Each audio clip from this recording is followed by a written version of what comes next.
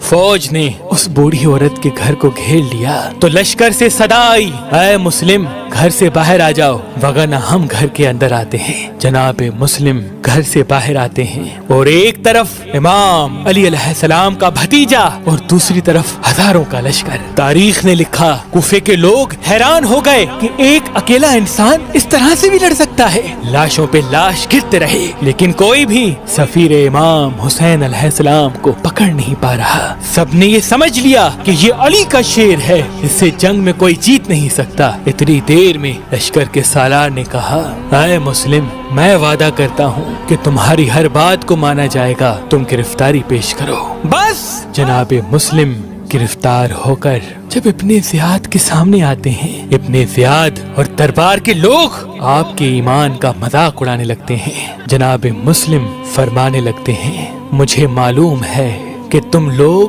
اپنا وعدہ وفا نہیں کرو گے، لیکن میرے آنے کا ایک سبب ہے، کیونکہ میں وصیت کرنا چاہتا ہوں اور میں یہ چاہتا ہوں کہ میری وصیت کو پورا کیا جائے۔ اور پھر آپ وصیت کرتے ہیں کہ میں نے امام حسین علیہ السلام کو خط لکھا ہے کہ وہ کوفے کی طرف آ جائے۔ میری وصیت یہ ہے کہ امام حسین تک میرا یہ پیغام پہنچایا جائے کہ وہ کوفے نہ آئے۔ کوفے والے بے وفا ہیں، دولت کے سامنے بک جاتے ہیں۔ اور میری دوسری وصیت یہ ہے کہ میرے جسم کو تدفین کیا جائے۔ اور میری تیسری وصیت یہ ہے کہ میں 700 درہم کا کوفے میں مقروض ہوں، میری تلوار اور زرہ بیچ کر میرا قرض ادا کیا جائے۔ دربار والے زور زور سے ہنسنے لگتے ہیں اور ابن زیاد یہ حکم دیتا ہے کہ اس سفیر حسین کو محل کی سب سے اونچی چھت سے اس طرح سے گراؤ تاکہ کوفے کا ہر فرد دیکھے کہ ہم نے حسین کے سفیر کا کیا حشر کیا۔ جناب مسلم کو پیاسا محل کی چھت سے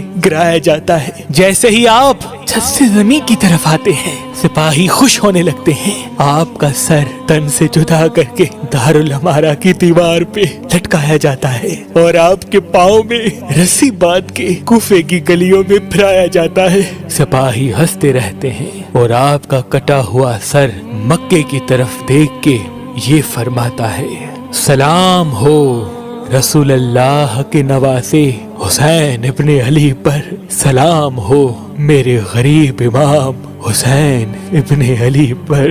اور وہاں امام حسین علیہ السلام مکی اور کوفے کے درمیان تھے، آپ نماز پڑھ رہے تھے۔ جیسے ہی آپ کے مبارک کانوں پر حضرت مسلم بن عقیل کا آخری سلام پہنچا، آپ کی آنکھیں نم ہو گئیں۔ جناب عباس نے پوچھا، اے نواسہ رسول آپ کی آنکھیں نم